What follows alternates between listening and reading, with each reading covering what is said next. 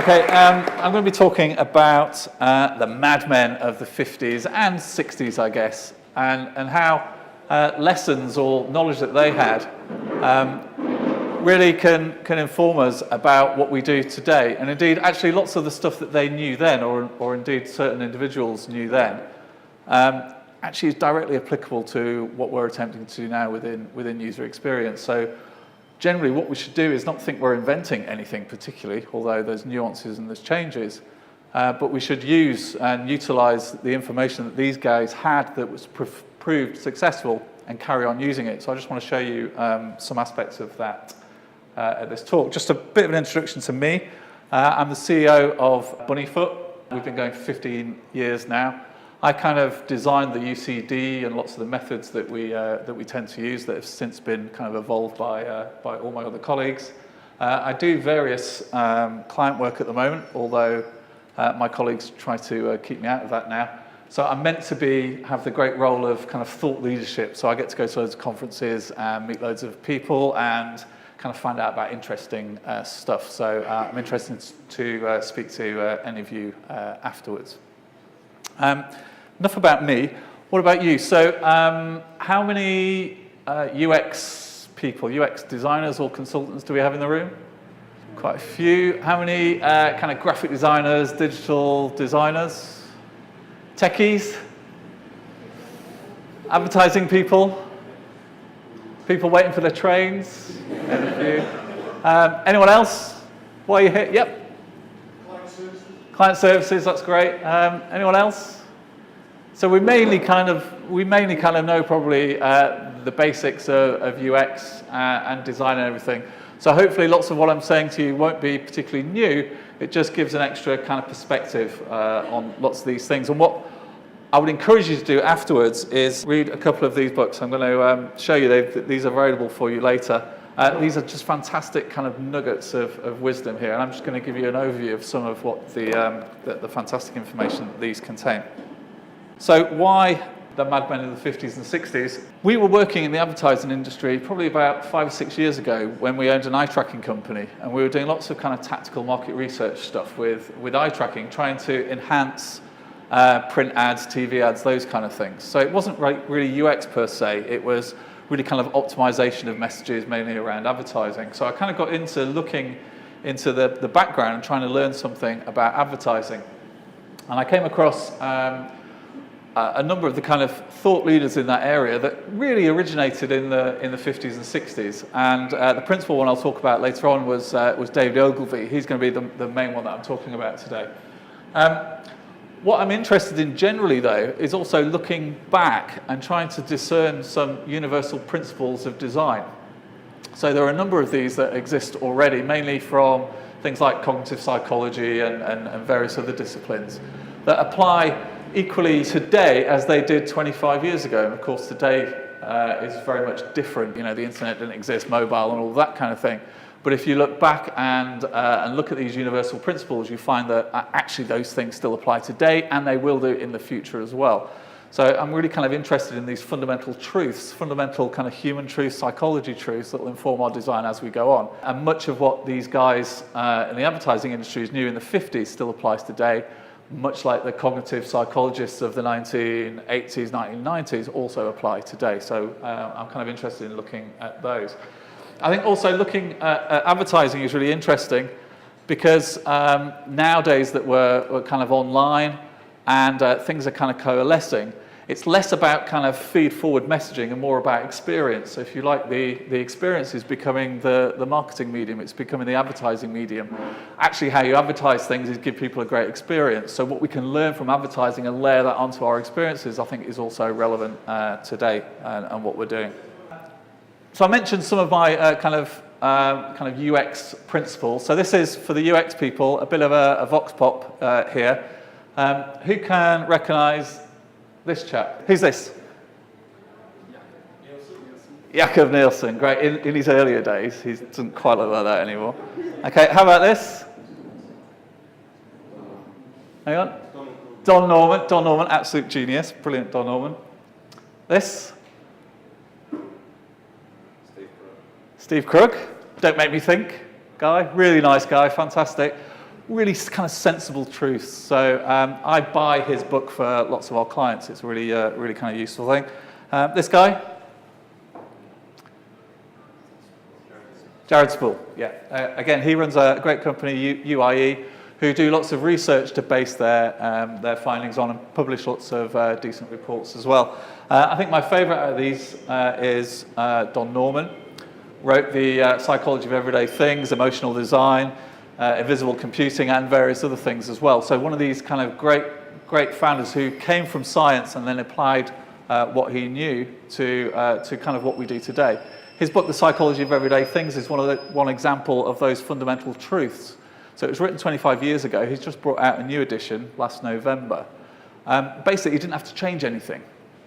All he changed was some of the pictures to have mobile and those kind of things. Everything else from 25 years ago is still relevant. So it's one of those great examples of kind of fundamental things that translate into nowadays. You don't have to relearn all this stuff. You just have to learn it once, and it'll be useful for you in the future.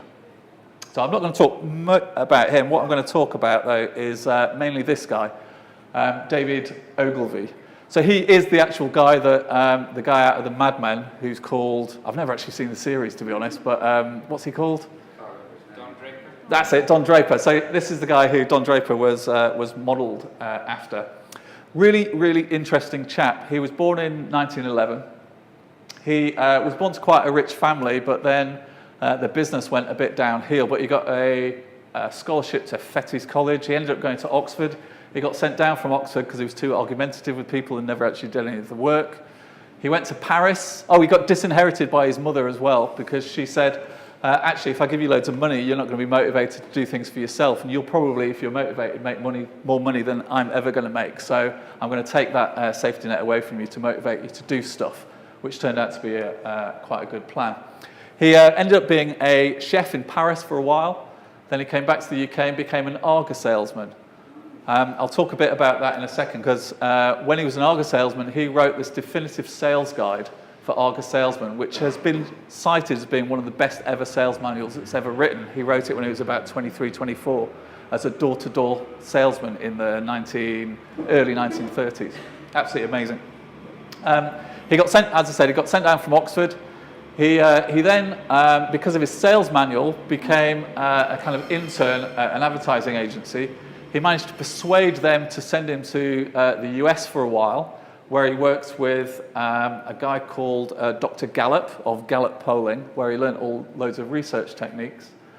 He came back to the UK for a bit, then went back to the States, bought a farm, lived with the Amish community, and was a farmer for a while.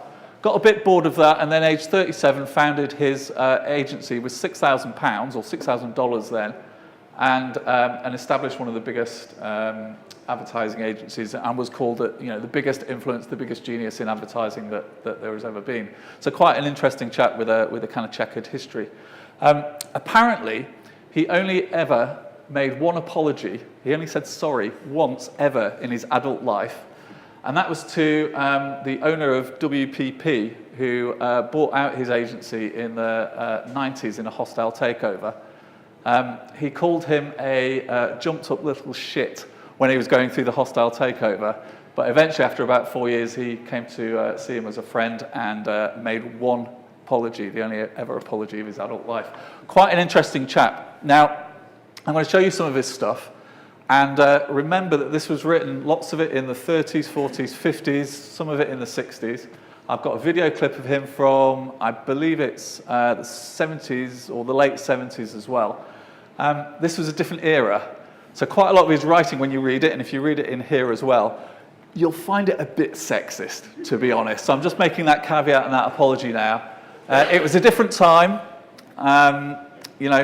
If we think about all the 70s presenters and all that kind of thing that are going on, I don't know. But so just take the caveat. Some of it is a bit sexist. So if you just get through that, it's still really worth reading. But just as a warning, it is a bit like that. Okay, I'm not going to go through this, but in 1935 he wrote this theory and practice of selling the Arga cooker.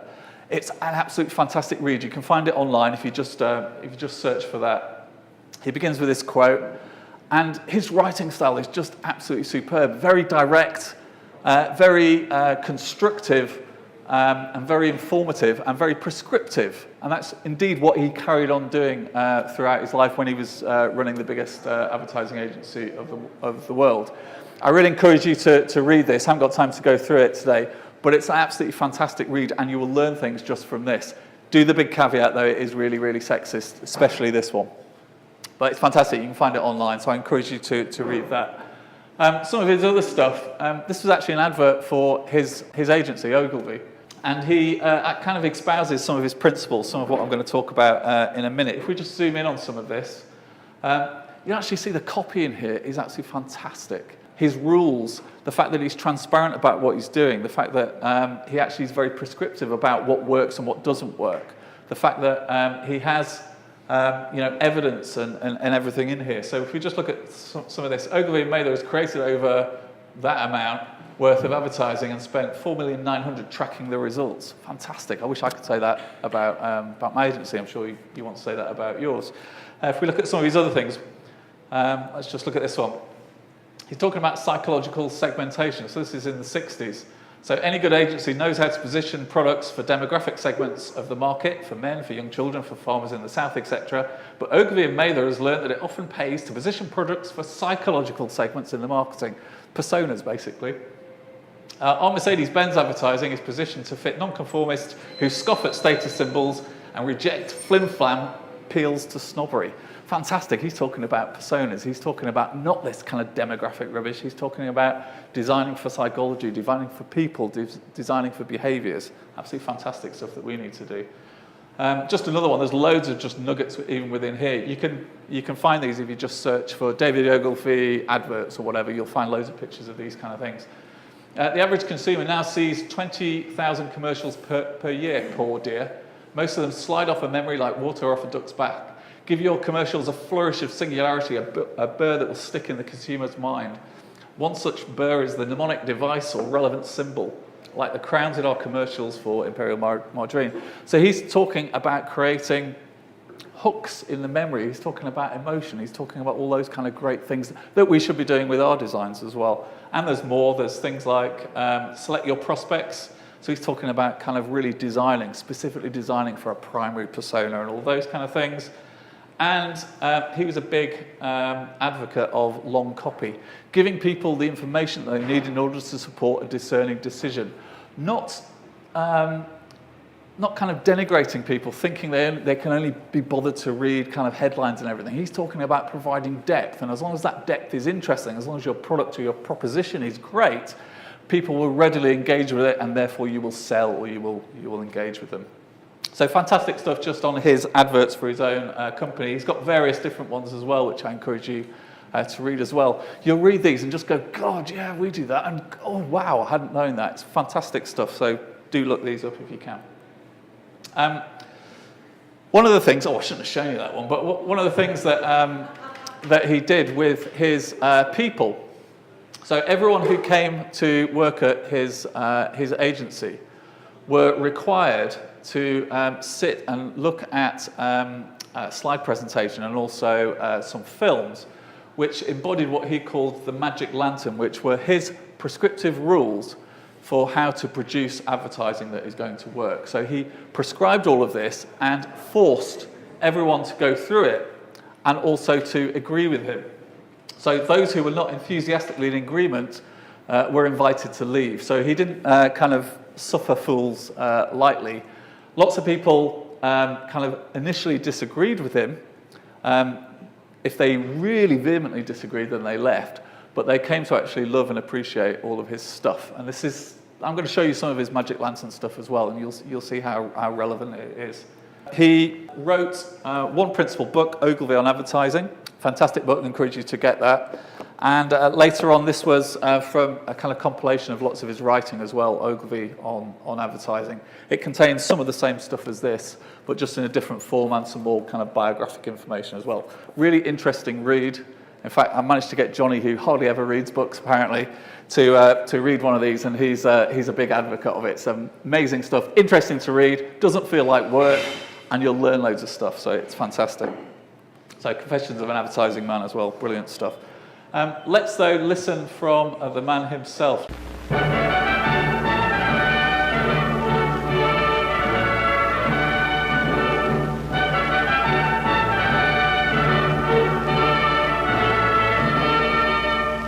I wish I could be with you today, in the flesh, as they say. Unfortunately, I'm in India. Ever been in India? Very hot. If you don't mind, I'm going to take off my coat. You know, in the advertising community today, there are two worlds. Your world of direct response advertising, and that other world, the world of general advertising. These two worlds are on a collision course. You direct response people know what kind of advertising works and what doesn't work. You know to a dollar. The general advertising people don't know. You know that 2-minute commercials on television are more effective, more cost-effective than 10-second commercials or 30-second commercials. You know that fringe time on television sells more than prime time. In print advertising, you know that long copy sells more than short copy. You know that headlines and copy about the product and its benefits sell more than cute headlines and poetic copy. You know to a dollar. The general advertisers and their agencies know almost nothing for sure because they cannot measure the results of their advertising. They worship at the altar of creativity, which really means originality, the most dangerous word in the lexicon of advertising. They opine that 30-second commercials are more cost-effective than 2-minute commercials. You know they're wrong. In print advertising, they opine that short commercials sell more than long copy. You know they're wrong. They indulge in entertainment. You know they're wrong. You know to a dollar they don't. Why don't you tell them? Why don't you save them from their follies? For two reasons. First, because you're impressed by the fact that they're so big and so well paid and so well publicized. You're even perhaps impressed by their reputation for creativity, whatever that may mean. Second, you never meet them. You inhabit a different world. The chasm between direct response advertising and general advertising is wide. On your side of the chasm, I see knowledge and reality. On the other side of the chasm, I see ignorance. You are the professionals. This must not go on. I predict that the practitioners of general advertising are going to start learning from your experience. They're going to start picking your brains. I see no reason why the direct response divisions of agencies should be separate from the main agencies. Some of you may remember when television people in agencies were kept separate. Wasn't that idiotic? I expect to see the direct response people become an integral part of all agencies. You have more to teach them than they have to teach you. You have it in your power to rescue the advertising business from its manifold lunacies. When I was 25, I took a correspondence course in direct mail. I bought it out of my own pocket from the Dartnell Corporation in Chicago. Direct response was my first love, and later it became my secret weapon. When I started over in Mather, New York, nobody had heard of us, but we were airborne within 6 months and grew at record speed. How did we achieve that? By using my secret weapon, direct mail. Every 4 weeks I sent personalized mailings to our new business prospects. And I was always amazed to discover how many of our clients had been attracted to Ogilvy and Mather by those mailings. That was how we grew. Whenever I look at an advertisement in a magazine or a newspaper, I can tell at a glance whether the writer has had any direct response experience. If he writes short copy or literary copy, it is obvious that he has never had the disciplines of writing direct response. If he has had that discipline, he wouldn't make those mistakes. Nobody should be allowed to create general advertising until he has served his apprenticeship in direct response. That experience will keep his feet on the ground for the rest of his life. You know, the trouble with many copywriters and general agencies is that they don't really think in terms of selling. They've never written direct response. They've never tasted blood. Until recently, direct response was the Cinderella of the advertising world. Then came the computer and the credit card, and direct marketing exploded. You guys are coming to your own. Your opportunities are colossal. In the audience today, there are heads of some general agencies. I offer you this advice. Insist that all your people, creative, media, account executives, that they're all trained in your direct response division. If you don't have such a division, make arrangements with a firm of direct marketing specialists to train your people. And make it a rule in your agency that no copy is ever presented to clients before it has been vetted by a direct response expert. Ladies and gentlemen, I envy you. Your timing is perfect. You've come into the direct response business at the right moment in history. You're onto a good thing. For 40 years, I've been a voice crying in the wilderness, trying to get my fellow advertising practitioners to take direct response seriously. Today, my first love is coming to its own. You face a golden future. This is actually once he'd been bought out by WPP, and he was working in India. He'd retired and then gone back to run the Indian thing.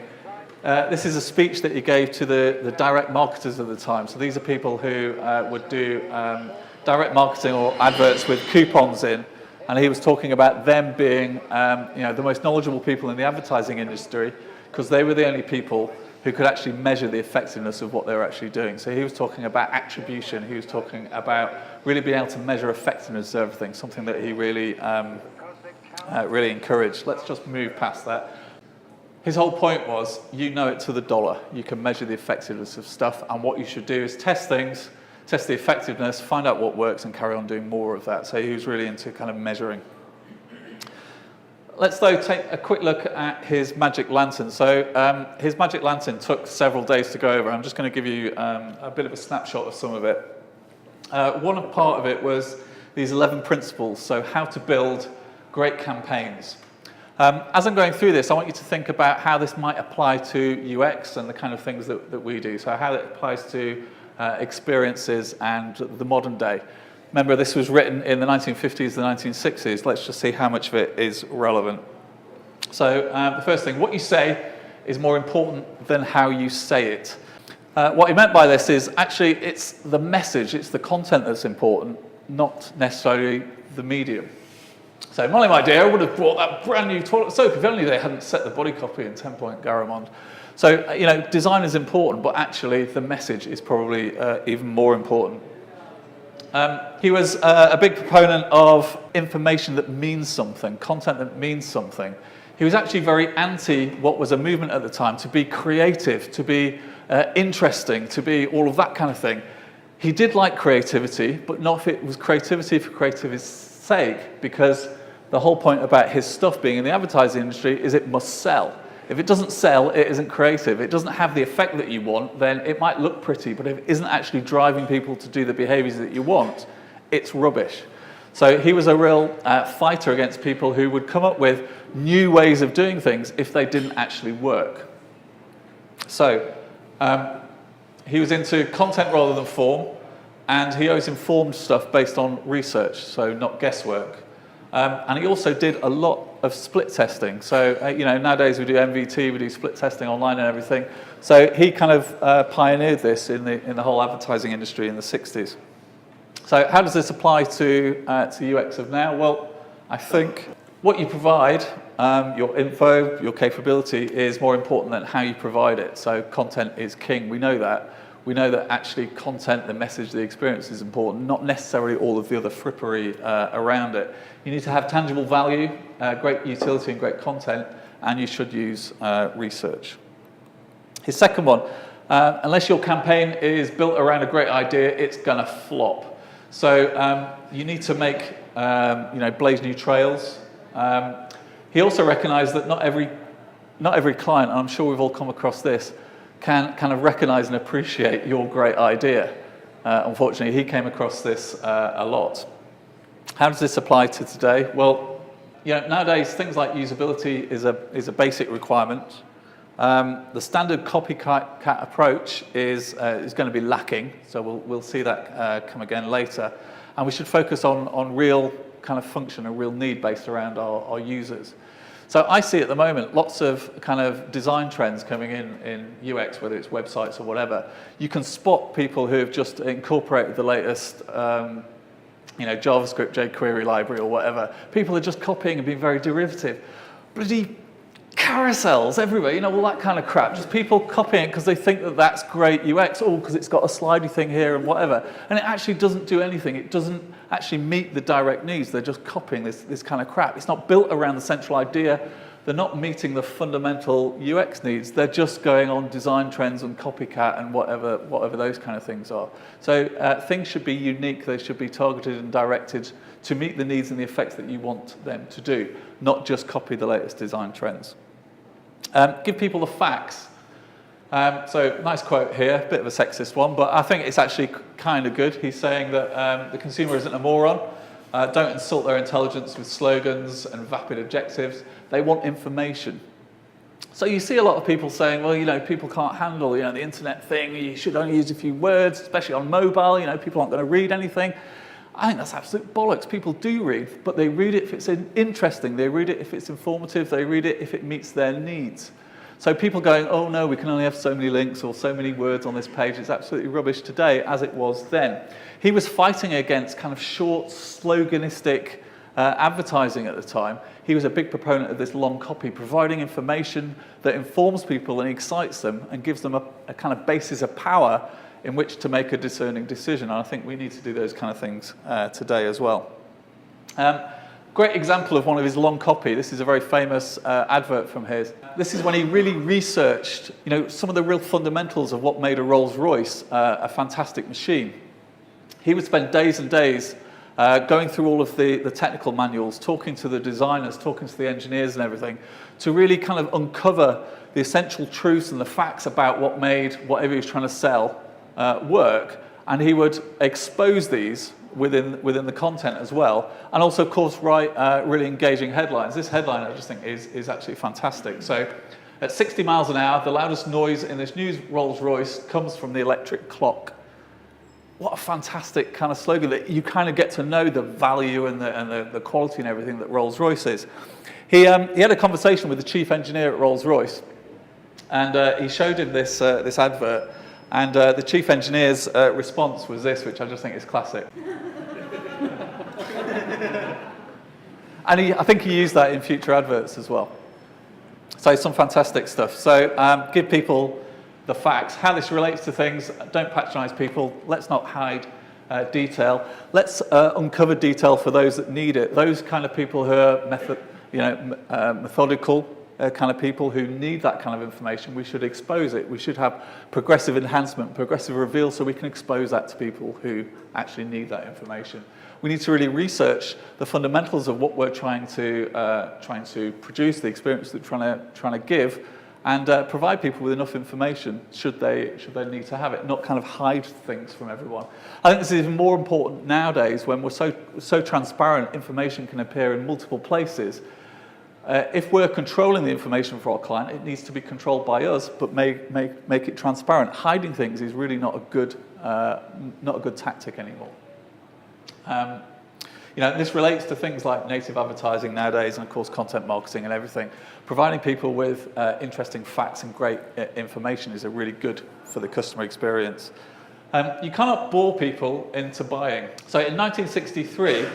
They did some research, and they found out even in 1963 that people were exposed to 1,500 advertisements per day. So anyone got an estimate for how much it might be now?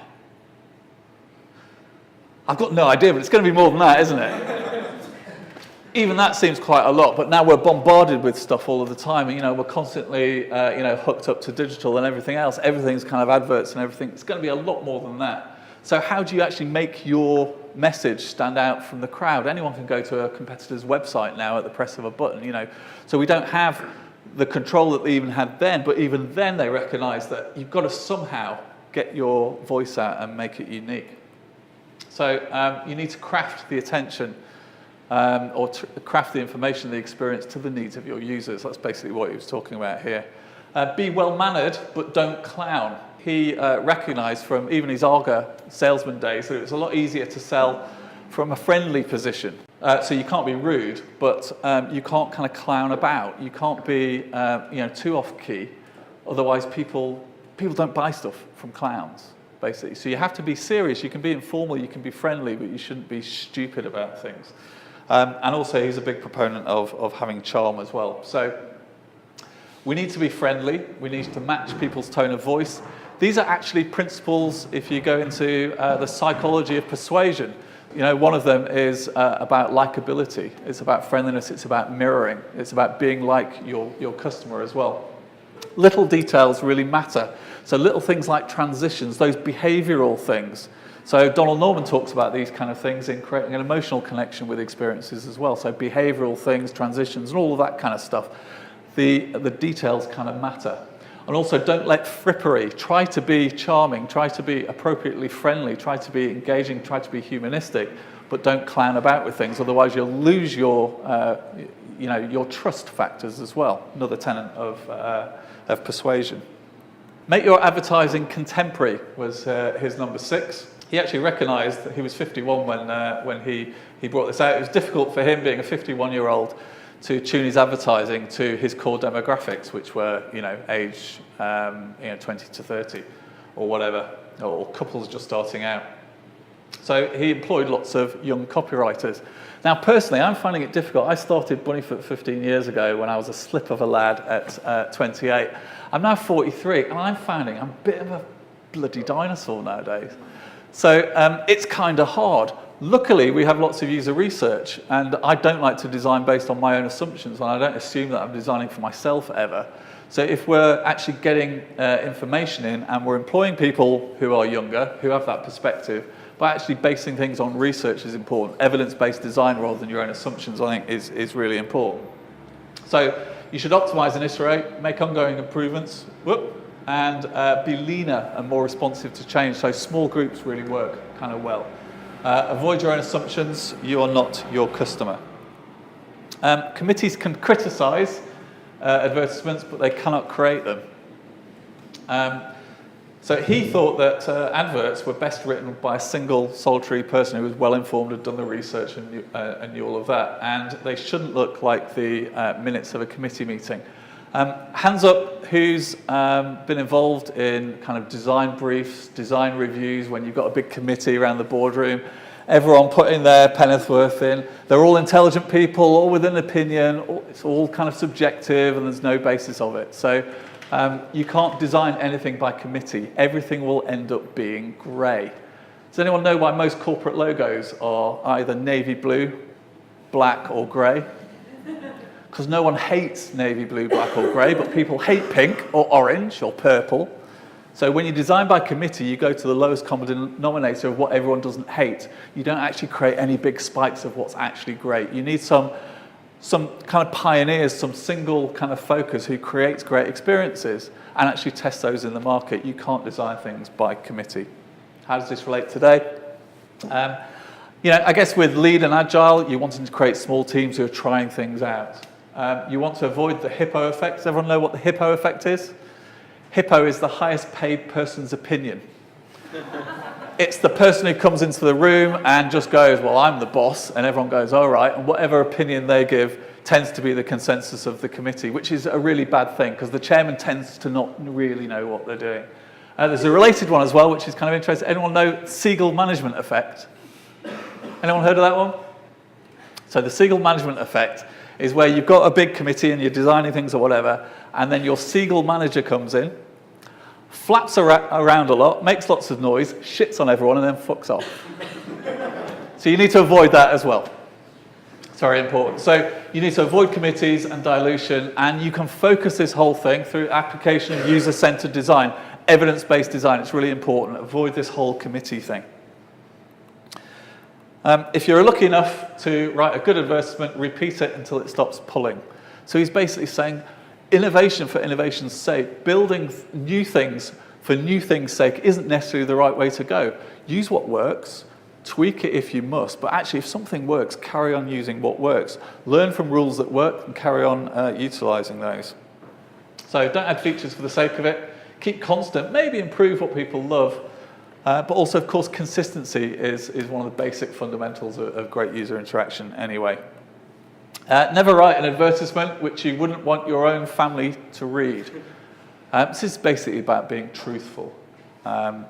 It's about not trying to pull the wool over people's eyes, being transparent. And I think, today that's probably even more important. If you're not being true, you're going to get found out. There's multiple channels, there's multiple ways that people may be discussing about you. And if you're trying to obscure something, you're trying to hide something, or you're overtly lying about something, you are going to get found out, and that's bad for your business, bad for customer experience. The image and the brand. So basically what he was talking about here was that everything should be not thought of kind of tactical, just a tactical single snap exposure. Everything should build into the bigger picture that supports the overall brand. The brand is the kind of long-term relationship that you're going to have with your consumers, the people who are ultimately going to consume your adverts and therefore hopefully your products. And I think the same relates today. So, UX, user experience, is a long-term aim. It's about having a kind of multi-channel, long-term relationship with your users or your customers. So everything that you do, every single touch point that you should have, shouldn't be seen as in isolation. It should be seen as a part of the kind of holistic experience that you're doing. So let's not think about just that snapshot, just that landing page, just that advert, just whatever. Everything should adhere to the brand and the overall user experience that you're trying to produce. Don't be a copycat. I think we've kind of talked about this one before. Designers and people who implement stuff, we like to take the path of least resistance often. So if there are libraries that exist, for those of you who use Axior, if there's a kind of one of those widgets that you've already had, it's very tempting to just reuse those kind of things. So it's important not to copy other people, just also not copy yourself as well, just because it was the easy path last time. So you need to generate things that are going to be unique and appropriate to your ultimate users' needs in the end. I'm a real proponent of starting things on paper. So if you're designing anything, as soon as you start to make it go into pixels, as soon as you start using things that you've already used before, you start to restrict yourself to the technology that you're using rather than what might be the eventual real thing that you should do. So pen and paper really frees you to create things that are going to work fantastically in an interesting, creative way. As soon as you start going to, wireframe, Photoshop, whatever it will be, you'll start being derivative and you'll start kind of copying other things that you've done before, other people, or other things that other people have done. So useful thing to that. So that's his 11 different things on creating great campaigns. He was also a big proponent of research, so he's massively into research. He was dumbfounded about how crap research was at the time. And actually, I must admit, we go into lots of organisations at the moment, and we, at the start of a project, we review all of their existing research and whatever, and I'm dumbfounded by how crap research generally is. Surveys are absolute bollocks. Focus groups, absolute bollocks. It's not great information. They've got loads of this information, and it's all fairly useless. So I'm amazed. It still, is with us today how crap lots of research was. He actually earned his stripes and learned how to do research working for Gallup in the year he was there. Do your homework. Let's hear from him. I think this is great. This is basically talks about doing proper observation, proper behavioural research, and not asking people about their opinions. So opinion-based research is rubbish research. We all know that. People don't know how they're going to behave. They might give an opinion on something, but that has no basis for actually how they would behave when it's in the real as well. So all of the research that we do should be behavioural-based, not opinion-based. And he knew it then in the 1960s. Research is really important. So genius design, he recognised it doesn't really exist. So sometimes you might come up with something but it's really helpful to base that on a base of knowledge that comes from reality and real research as well. He actually wrote critiques of contemporary research. So this was contemporary in the 1960s. He said, it takes too long to answer a few simple questions. They do slow, laborious research when actually all you need is a real kind of quick hit. So lean research, guerrilla research is what we would do today, hopefully. People cannot agree on a methodology. So people were having big debates about the correct methodologies to do things. I don't think it really matters as long as you're actually answering the question that you're trying to get data from. People are too interested in sociology and economics and not advertising. I think actually now people are often too interested in traffic rather than behavior, or they're interested in demographics rather than behavior. They have little or no system for retrieving research which has already been conducted. I think we suffer from that a lot with lots of our projects. So I worked out the other day at Bunnyfoot, we do, I don't know, we must test 2,000 to 3,000 people a year. Yet at the moment, we don't do any meta-research on all of that behavioural stuff around that. It's something we're really trying to address at Bunnyfoot at the moment. You guys must do loads of research. You must do user testing, meet loads of people. How much of that kind of meta information about behaviours are we actually collating? Are we actually, producing and benefiting from? Not a lot, I would imagine. So often we do tactical stuff and not strategic, bigger picture stuff as part of those tactical things as well. Things are too faddish. Some techniques are useful but still go out of fashion. I think it's probably the opposite at the moment. I know with lots of market research firms, they know how to sell focus groups, so why would they sell anything else? Even though focus groups, we all know, are crap. You get all the group think, you get, it's just absolutely rubbish, but they sell those, so they carry on selling them. So it's probably the opposite now. People are not doing the right research because they're used to bad surveys, bad focus groups and things. They use graphs that are incomprehensible to laymen. That might have been a problem then. I think probably we use graphs that are just shit. So the amount of reports I've seen or even infographics and those kind of things with pie charts, they're rubbish. I'll argue with someone about those later on. But I'm an information design specialist, and read some of the books like Stephen Few's books, and you'll find out how to make good information or dashboards and all of those kind of things, rather than just rubbish data. I'm not sure this goes on today. They refuse to undertake projects which they consider imperfect. I imagine lots of people take lots of imperfect projects and produce imperfect results as well. They lack initiative. I know lots of companies that just do off the wall kind of standard research rather than actually really thinking about designing an experiment or some sort of research that really uncover the behaviours that we need. And they use pretentious jargon. So hands up who knows what ethnography is. Hands up who knows what contextual inquiry is. Hands up how many people's clients know what ethnography or contextual inquiry are. Basically, this watching people. I call it watching people because that's what you do. You watch people in their own environment, find out how they behave. And that's kind of how we should discuss these things with our clients rather than give it long-winded, highfalutin names. We need to make this research kind of real, not undermine it, but not give it stupid jargon as well. Okay, so that was some of his perspectives on research. I just want to talk about, he wasn't just into overall principles, he had very specific formulaic rules for things as well. I just want to share some of these with you while I've got the last few minutes. He was really into how people engage with print advertising because that was one of the kind of biggest things of his days. In fact, in the 1930s, 40s, television hadn't really taken off yet. He knew it was going to be a big thing, but the principal communication medium was print. Primarily in magazines, papers, those kind of things as well. They did research on this. Effectively, they did really noddy eye tracking. They didn't have all the fancy kind of eye tracking things that we have today. They kind of watched where people looked and stuff and did various other stuff.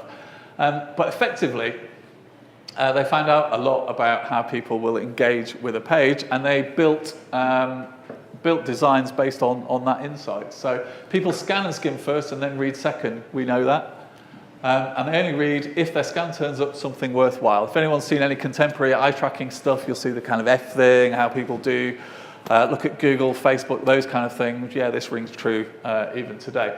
So he said, because of that, readers look first at the illustration, they then look at the headline and then at the copy. So put them in that order, because otherwise you're creating someone looking, if you don't put them in that order, you'll have someone looking at a picture, looking at a headline, then looking at the copy, which is inefficient and not the natural flow of things. So he wanted to create a natural kind of visual digestion of these print adverts, which is what we should be doing with things like landing pages and all those kind of things today. So if you do it the wrong way, you'll create the wrong kind of inefficient process. You'll break the natural flow of someone engaging with something. So he dictated that his adverts should look like this. You have a picture, you have the headline, and it always has to have a headline or a caption to each picture, and then you have the long copy, and then you have calls to action at various different places as well. So this was the David Ogilvy layout, and if anyone produced adverts for him that didn't conform to this, he sacked them. Because these worked, they did split testing and all sorts of things. These worked, were more effective, created more sales than any other layout. So why would you use anything else?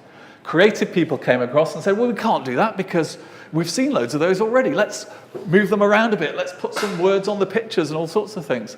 And they did that, and they just weren't as effective. So he dictated that thou shalt only do this because this really works. These are some of his really famous campaigns. He's got others as well.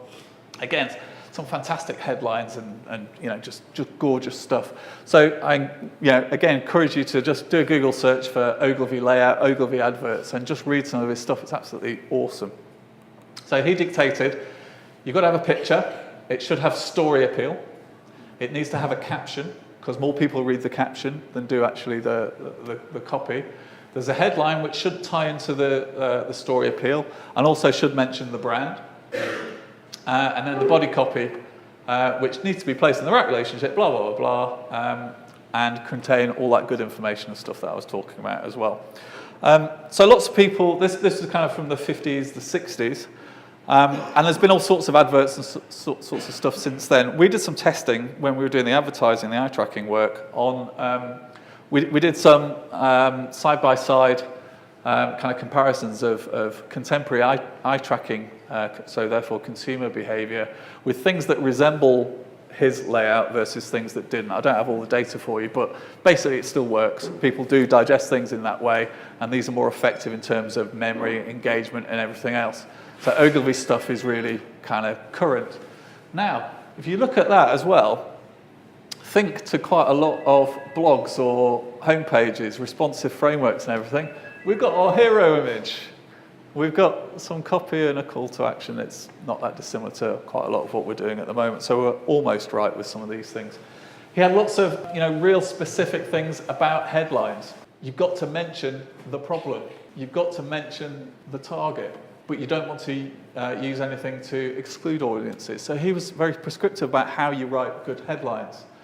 You need to appeal to self-interest. And you should always try, if possible, to inject some sort of currency. So he said, the two most powerful words, because they researched words and the emotional effect that they have on people, are free and new. We know from contemporary kind of persuasion stuff, free always works, reciprocity, all of that kind of stuff.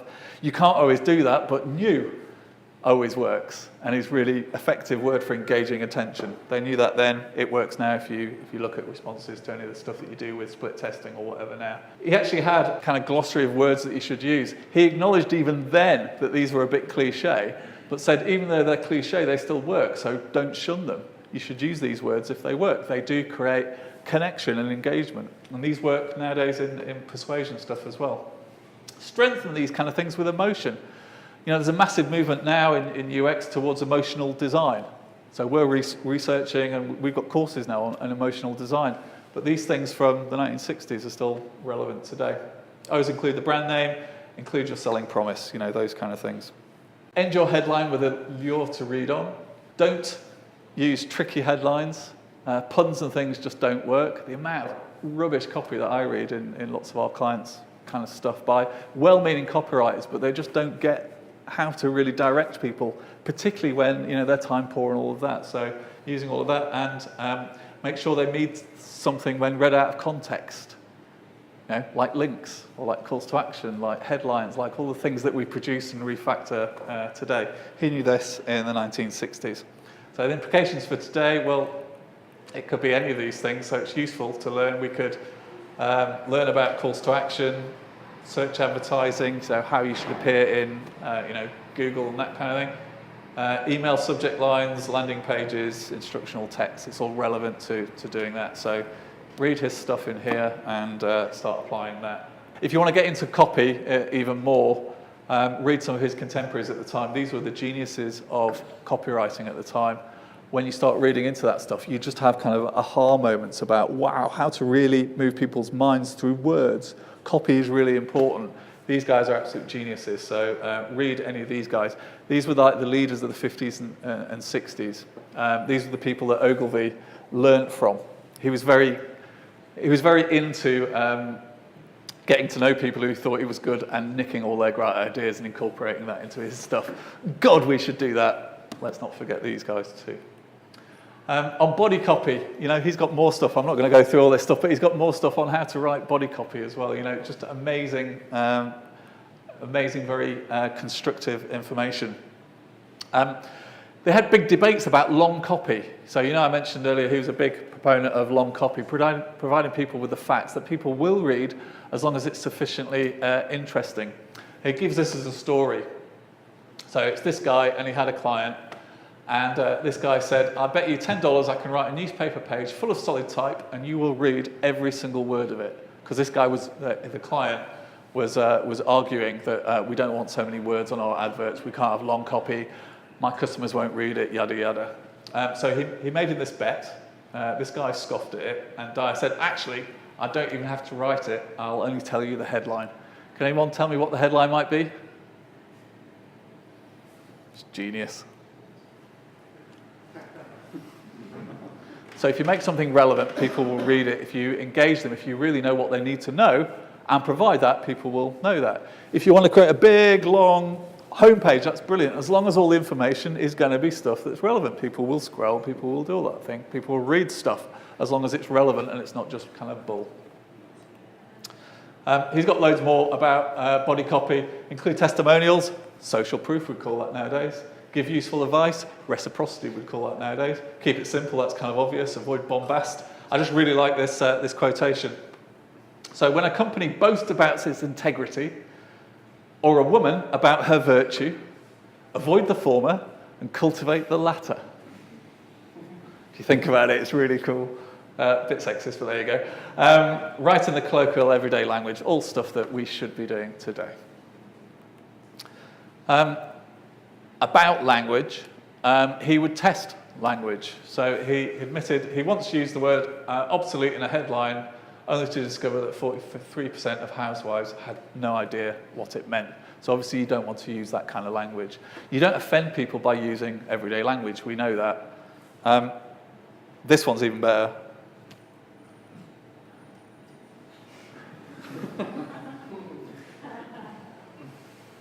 So yeah, use everyday language. Resist the temptation to write the kind of copy that wins awards. Most campaigns that win awards don't sell. Resist the temptation to entertain, if entertaining is at the expense of selling. I think we can all try and rein ourselves in sometimes with that. Ultimately, if it doesn't sell, it isn't creative. That's what he was talking about. He even gets more specific, and I'm not going to give you all of these kind of things because I encourage you to read on it. But he's got very specific things. I mean, look, he's talking about measurement. Then, start body copy with a large initial letter, and you get 13% more readership. It should be a maximum of 11 words. You should only use columns 40 characters wide. We know from contemporary reading research that's about on the money. If you look at the width that you should have now, it's thought to be between 45 and 53 characters wide now that you should do for optimal reading at normal sizes. He knew that then. We're not new by applying those kind of things now. Sizing, serifs, all, not using justification, all of that stuff they knew in the 50s and the 60s, blah, blah, blah. This is all, if you read it, this is all about how to make brilliant scannable copy, which we should apply to things like web pages and pretty much everything that we're trying to do. They knew it then, so why reinvent the wheel? He talks about illustrations and pictures as well, and was very prescriptive about how to use those. I think we could all learn things when we're putting these into clients' web pages and all that kind of thing. Subject's more important than the technique. You don't have to be a genius to click the shutter. So he was saying, actually, really expensive professional photography isn't necessarily the best thing. Actually capturing the moment and making that have a story is the most important thing. It doesn't have to be, it doesn't have to be kind of genius by some professional. Like, it just has to tell a story. And actually, sometimes we know now from social media and everything else, actually those kind of realistic things that have a story sell a lot more than kind of corporate bollocks that we see everywhere. So arouse curiosity, use story appeal. And he had even more. This is kind of interesting. I'll just read this out because some of you might not be able to read it. I used the word darling in the headline for this ad because a psychologist had tested hundreds of words for their emotional impact, and darling had come out top. I was not aware that it is dangerous to use a telephone when you're taking a bath. But actually, that telephone probably added more curiosity to the whole kind of thing. But they researched this word to the nth degree to add that emotional layer and that interest into the whole piece, and presenting the context of that within the bath, presenting the story. He writes about this one as well. This was, he did a lot of work for the tourist industry in Puerto Rico. In fact, if you read all about it, he had a massive impact on their economy just through his advertising. And he writes a big story about the choice of this, telling the story of a kind of empty, an empty cello, and how that kind of had great story appeal as well. So fantastic stuff. So more about this kind of stuff. He talks about photographs sell more than drawings. Before and after is fascinating. Sets challenges. This one was interesting. If in doubt of which picture to use a split test. So for KLM, he did a split test of how to sell flights better. Do you show the aircraft or do you show the destination? Destination is 2 times as effective. So people actually want the dream, not the getting there kind of thing. So we know all that kind of stuff today, but you should use all that stuff. He goes into massive detail about all this kind of stuff, and it's all relevant to what we're doing today. Yada, yada, yada. I could go on, and he does, but I've kind of run out of time.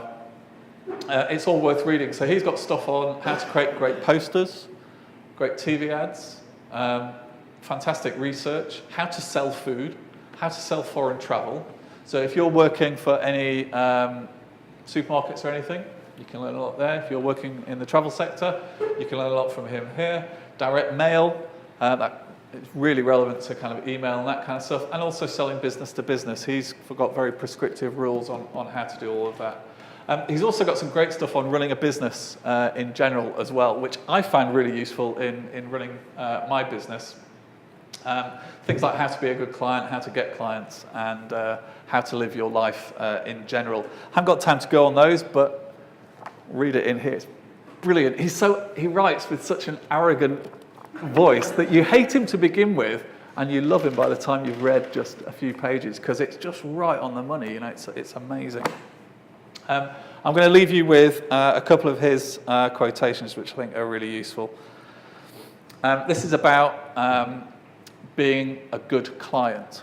So ask what their commission is, and if it's the normal 15%, add 1% to that to make it 16%. This was in the advertising industry where they get paid a kind of percentage for the amount that goes out and the amount of advertising that they sell. So this was the way that it worked.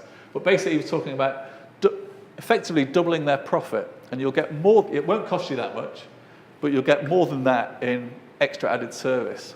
So for those guys that are freelancers or working in agencies or whatever, it's really annoying when your client tries to battle you down on price. Because we set our price and it's fair, and when people try and battle you down on price, it's kind of, you don't feel motivated to do your best because they've kind of shortchanged you basically. Whereas if someone came to you and said, brilliant, I like your day rate, I'm going to give you 10% extra because I think you're really good. You're like, wow. You would go overboard doing more for that, and they get more than 10% value from you. That's what he was talking about here as well. And it kind of does work, amazingly. Here's the next one. So those of you who are creatives or graphic designers, how many people have been asked to go to pitches with their concept for the homepage or the campaign or whatever it is? How bloody annoying. How do I know? I don't know who your customers are. I don't know who you are. Why would we make love until we're married? So he refused to do that. Bunnyfoot refuses to do that as well. We lose some things, but we don't want to work for those kind of people who are going to insist on that. We'd rather we train people to do the right process, and we're not going to, you know, I was going to say shoot our load before we go, but you know what I mean. His final one, which I think is great: develop your eccentricities while you're young. That when you get old, people won't think you're going gaga. Fantastic stuff. So my conclusion from all of this is you should read the classics and don't reinvent the wheel or think that you are doing, because you're probably not, and you can learn a lot from these old fogies who've been there, done that, tested it, and everything else. We should update, you know, their work, but kind of reflect and build on it, and probably avoid the overt sexism of it all. We should perform scrupulous research, and you should also pay your agencies more than they ask for. And that's me. Thank you.